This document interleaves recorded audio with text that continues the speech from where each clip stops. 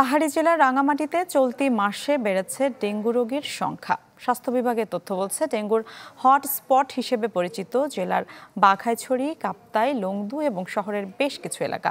Rangamati general হাসপাতালে বাড়ছে dengue রোগীর চাপ। আক্রান্তদের মধ্যে অনেকের রয়েছে ভ্রমণের ইতিহাস, অনেকে আক্রান্ত হচ্ছেন স্থানীয়ভাবেও। শহরের বিভিন্ন জায়গায় জমে থাকা পানিতে দেখা যায় এডিস মশার লার্ভা।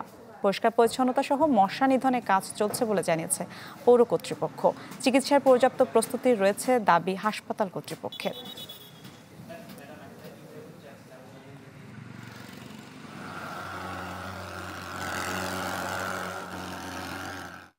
15 তারিখ জ্বর উঠেছিল, 17 তারিখ ডাক্তার দেখানো হয়েছে এবং পরে ডেঙ্গু টেস্ট করে ডেঙ্গু পাওয়া গেছে। গত মাসে দেখলাম যে আমরা পরীক্ষা করে বেশিরভাগ ফ্লু পেয়েছি, কিন্তু এই মাসে দেখা যাচ্ছে আস্তে আস্তে ডেঙ্গু পজিটিভের সংখ্যা বাড়তেছে। ঝোপ জঙ্গল যেটা আছে সেগুলো পরিষ্কার রাখা এবং নিয়মিত আমরা মশার ওষুধ স্প্রে করছি।